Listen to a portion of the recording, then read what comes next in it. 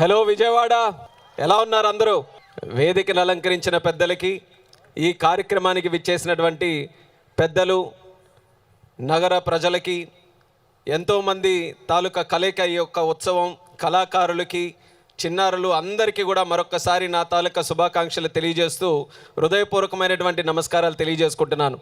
విజయవాడ ఉత్సవంలో ముఖ్యంగా ఈరోజు ఈ ప్రత్యేకత కూడా ఇప్పుడే చెప్పడం జరిగింది. మూలా నక్షత్రం, అమ్మవారు సరస్వతీదేవి అలంకరణలో ఉన్నటువంటి సందర్భంగా అమ్మవారిని దర్శించుకొని అమ్మవారి తాలూకా కరుణా కటాక్షాలు పొందే అవకాశం రావడం చాలా ఆనందంగా ఉందని వేదిక ద్వారా మీ అందరితో కూడా పంచుకుంటున్నాను.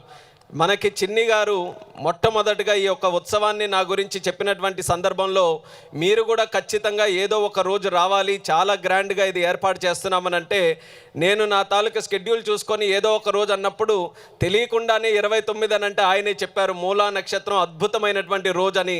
అది అటువంటి రోజున అమ్మవారు నాకు ఆ ప్రసాదించడం అనేది నా అదృష్టంగా కూడా ఈరోజు భావిస్తున్నాను. ఎన్నో సందర్భాల్లో విజయవాడ వచ్చాం, ఎన్నో సందర్భాల్లో అమ్మవారిని కూడా దర్శించుకున్నాం. కానీ వాటన్నిటికీ కూడా ఒక ఎత్తు అయితే ఈ నవరాత్రుల సందర్భంగా ఈరోజు ప్రత్యేకంగా దర్శనం చేసుకోవడం అనేది నిజంగా మర్చిపోలేనటువంటి అనుభూతిగా నేను భావిస్తున్నాను. అందులో భాగంగా మనం ఎప్పుడు కూడా విజయదశమి అని అంటే మనకి ప్రధానంగా దేశంలో గుర్తొచ్చేది మైసూరులో దసరా ఉత్సవాల గురించి మనం మాట్లాడుకుంటాం. అలాగే కలకత్తాలో జరిగేటటువంటి దుర్గా పూజ గురించి మాట్లాడుకుంటాం. ఈరోజు 7 రోజులు విజయవాడలో ఈ ఉత్సవం జరిగింది. నాకు ఒక నమ్మకం ఉంది, రేపు ఈ 11 రోజులు ఉత్సవం జరిగిన తర్వాత దేశంలో ఎవరైనా విజయదశమి గురించి మాట్లాడాలనంటే మన విజయవాడ గురించే మాట్లాడే స్థాయిలో ఈరోజు ఈ ఏర్పాట్లన్నీ కూడా చేయడం మనందరికీ కూడా గర్వకారణం. నేను ఈరోజు ఉత్తరాంధ్ర ప్రాంతం నుంచి శ్రీకాకుళంకి ప్రాతినిధ్యం వహిస్తున్నటువంటి పార్లమెంటు సభ్యుడిని. కానీ విజయవాడలో జరుగుతున్నటువంటి ఉత్సవం ఇక్కడ స్థానికంగా ఉన్నటువంటి ప్రజానికం ఎంత గర్వపడుతున్నారో నేను కూడా అదే స్థాయిలో గర్వపడుతున్నాను. దానికి ప్రత్యేక కారణం ఈరోజు ఇక్కడ ఏర్పాట్లు ఏ రకంగా చేశారో దాని గురించి, ఎంత విశేషంగా, ఎంత వైభవంగా, అంగరంగ వైభవంగా ఈరోజు ఈ కార్యక్రమం చేశారో నా భూతో నా భవిష్యత్తు అన్న విషయం కూడా మనం గుర్తుపెట్టుకోవాలి. ఇలాంటి కార్యక్రమం జరగాలనంటే 2 సంకల్పాలు, మానవ సంకల్పం ఉండాలి. అది మన ముఖ్యమంత్రి చంద్రబాబు నాయుడు గారి దగ్గర నుంచి ఆయన గురించి కూడా మీ అందరికీ ప్రత్యేకంగా చెప్పనక్కర్లేదు.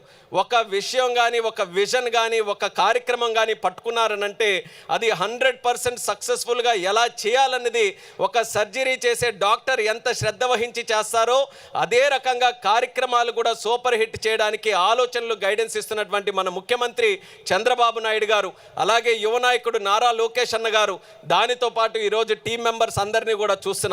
ప్రతి ఒక్కరి తాలూకా కాంట్రిబ్యూషన్ ఇందులో ఉంది. ఎంతోమంది ఈరోజు వివిధ ప్రాంగణాల్లో జరుగుతున్నటువంటి కార్యక్రమాలు, వాళ్ళందరి తాలూకా కాంట్రిబ్యూషన్ కూడా ఈరోజు ఉంది. ఆ మానవ సంకల్పంతో పాటు దైవ సంకల్పం కూడా తోడవ్వాలి. లేకపోతే ఇంత పెద్ద కార్యక్రమం, ఎంత మనం డబ్బులు ఖర్చు పెట్టినా, ఎన్ని కార్యక్రమాలు చేయడానికి ఉత్సాహంతో మనం ముందుకు నడిచినా, ఇలాంటి కార్యక్రమం విజయవంతంగా జరగాలనంటే ఆ దైవం తాలూకా సంకల్పం కూడా ఉండాలి. ఆ 2 కలిసి వచ్చాయి. మన విజయదశమికి మన కనకదుర్గమ్మ తాలూకా ఆశీస్సులు కూడా పుష్కలంగా ఉన్నాయి కాబట్టి ఉత్సవం విజయవంతంగా ఈరోజు కొనసాగుతుంది. అందులో సివిల్ ఏవియేషన్కి సంబంధించి ఒక హెలికాప్టర్ రైడ్ కూడా పెట్టారు. నాకు కూడా ఆనందం అనిపించింది. ఏదో ఒక స్థాయిలో నేను కూడా ఇన్వాల్వ్ అయ్యే అవకాశం దక్కింది. బాగా జరుగుతుంది. అలాగే చాలామంది ఉత్సాహంగా హెలీ రైడ్ కూడా ఎక్కి విజయవాడ నగరం పైనుంచి కూడా చూసే మంచి అవకాశం కూడా దక్కుతుంది. ఇంకోటి ఇక్కడే మనం చూసాం డ్రోన్ షో కూడా. మీ అందరికీ కూడా గుర్తుంటుంది, గతంలో ఇదే సందర్భంలో పున్నమి ఘాట్లో మనం డ్రోన్ సమ్మిట్ అమరావతిది పెట్టుకుంటే ఈ పున్నమి ఘాటి వేదికగానే వరల్డ్ రికార్డు సాధించినటువంటి డ్రోన్ షోను కూడా మనం ఏర్పాటు చేసుకున్నాం. అలాగే ఈరోజు ఈ విజయదశమి కార్యక్రమాల్లో మరొక వరల్డ్ రికార్డుకి మనం అందరం కూడా ముందుకు వెళ్తున్నాం. అంటే విజయదశమికి ఈ యొక్క విజయవాడ నగరం విజయానికి సంకేతం ఏ రకంగా అవుతుందో ఈ కార్యక్రమాలన్నీ కూడా ఒక నిదర్శనం. ఇందులో అన్నిటికంటే మెచ్చుకున్నటువంటిది చిన్ని గారు కూడా ఇప్పుడు చెప్పారు, అంతరించిపోతున్నటువంటి కళలు, కళాకారులు ఎవరైతే ఉన్నారో మా శ్రీకాకుళం జిల్లా నుంచి ఉత్తరాంధ్ర ప్రాంతం కూడా జానపదానికి పెట్టినటువంటి పెద్దపీట అది. ఎంతోమంది కళాకారులు ఉన్నారు. కానీ మారుతున్నటువంటి సమాజంలో, డిజిటల్ యుగంలో అందరం కూడా ఫోన్లు కతుక్కుపోతున్నాం, ఏవేవో నెట్ఫ్లిక్స్లు అంటున్నాం, రకరకాల సినిమాలు వస్తున్నాయి, అన్నీ కూడా చూస్తున్నాం. కానీ మన తాలూకా సంపద, మన సంస్కృతి, మన చరిత్ర ఏదైతే ఉందో దానికి మాత్రం పెద్దగా అవకాశాలు రావట్లేదు. చాలామంది అది మెచ్చుకోవాలి, ఎక్కడైనా చూడాలని అనుకున్నా సరే వాళ్ళకి ప్రమోట్ చేయడానికి ఎక్కడ వేదికలు దొరకట్లేదు. అటువంటిది ఎంత పెద్ద ఉత్సవ కార్యక్రమాన్ని పెట్టి ఒక కేంద్ర బిందువుగా అలాంటి కళాకారులను ఎంచుకొని ఎక్కడెక్కడ నుంచో రాష్ట్ర నలుమూలల నుంచి, కేవలం కృష్ణా జిల్లాను విజయవాడ పరిసర ప్రాంతాల్లో ఉన్నవారని కాదు, మా శ్రీకాకుళం ఇచ్చాపురం దగ్గర నుంచి కూడా కళాకారులు తీసుకొని వచ్చారు, అనంతపూర్ కుప్పం దగ్గర నుంచి కూడా కళాకారులు తీసుకొని వచ్చారు, తిరుపతి నుంచి తీసుకొని వచ్చారు.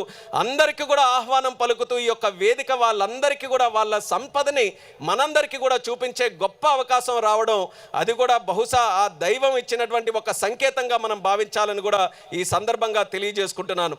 ఈరోజు మన అందరం కూడా కలిసి ఏ రకంగా ఈ యొక్క కార్యక్రమాన్ని విజయవంతం చేశామో, ఎందుకు పండగలు మన అందరం కూడా జరుపుకుంటాం, కేవలం ఒక ఆనందాన్నో ఒక దైవభక్తితోనో చాటుకోవడానికి కాదు, సమాజంలో అందరూ కూడా కలిసి వస్తే ఆ కలిసి వచ్చేటటువంటి శక్తి ఏ రకంగా ఉంటుందో మనం గుర్తు చేసుకోవడానికి ఈ ఉత్సవం దానికి ప్రతీక. మనం రేపు భవిష్యత్తులో ఆంధ్రప్రదేశ్ రాష్ట్రం, తెలుగు జాతి, మన అమరావతి నగరం, మన కృష్ణా జిల్లా, మన విజయవాడ నగరం, ఇవన్నీ కూడా మనం డెవలప్ చేసుకోవాలనంటే కేవలం చంద్రబాబు నాయుడు గారు ఒక్కరే 24 గంటలు విజన్తో పనిచేస్తే జరిగే విషయాలు కాదు. ఇందులో మన రాష్ట్రంలో ఉన్నటువంటి 5 కోట్ల మంది జనాభా ప్రతి ఒక్కరు కూడా ఆయన సంకల్పానికి తోడుగా నిలబడితేనే రేపు భవిష్యత్తులో తెలుగు జాతి నంబర్ 1 స్థానంలో ఉండాలని ఏదైతే చంద్రబాబు నాయుడు గారు సంకల్పిస్తున్నారో అది జరుగుతుంది. అలాంటప్పుడు మనకు కూడా అనుమానం వస్తుంది, అంత పెద్ద గోల్స్ టార్గెట్స్ పెడుతున్నారు కదా, అంత పెద్ద విజన్ పెడుతున్నారు కదా, మనం ఎప్పుడైనా సాధించగలమేదో అని మనకు అనుమానం కలిగితే ఈ ఉత్సవమే దానికి అందరికీ కూడా ఒక సొల్యూషన్. ఉత్సవం ఎంత పెద్ద కార్యక్రమం చేయగలిగా మనం అందరం కూడా. గతంలో ఒక నెల రోజుల క్రితం విజయవాడలో ఇలాంటి ఉత్సవం చేస్తున్నామనంటే కొంతమంది చాలే చెప్పారులే, మనం ఎప్పుడు కూడా చూసిందే, ఆ గుడి దగ్గర ఏదో కొన్ని లైటింగ్లు పెట్టి అమ్మవారి దగ్గర దర్శనం చేయిస్తారు, దానికి మించి ఏవి జరగదులే అని అనుకునొచ్చు. అలాంటిది 12 సంవత్సరాల తర్వాత ఎగ్జిబిషన్ 50 రోజులు చరిత్రలో ఉండిపోయే విధంగా మళ్ళీ ఈరోజు చేశారు. ఒక సంకల్పం తాలూకా బలం. అలాగే రేపు భవిష్యత్తులో మన గోల్స్, టార్గెట్స్, మన లక్ష్యాలు ఎంత పెద్ద ఉన్నా సరే ఈ సాధించుకునేటటువంటి ఐక్యత ఏదైతే ఉందో ఇది మనందరికీ కూడా రేపు భవిష్యత్తులో ఉపయోగపడుతుంది.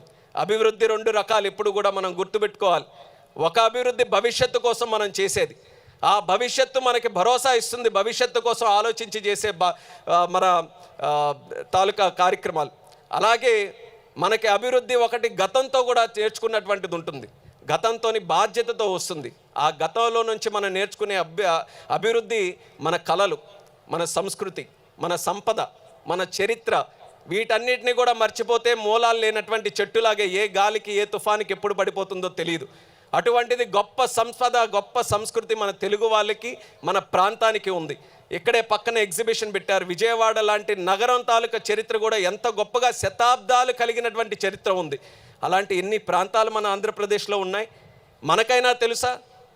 మనకి కొత్త సినిమాలు ఏమొస్తున్నాయి, అందులో హీరో ఎవరు, హీరోయిన్ ఎవరు, పాట ఎవరు, ఆ పాట ఎక్కడి నుంచి ఎవరు చేశారు అనేది అన్నీ కూడా లిరిక్స్తో సహా ఒక్క అక్షరం కూడా మిస్ కాకుండా ఈరోజు మనం చెప్తాం.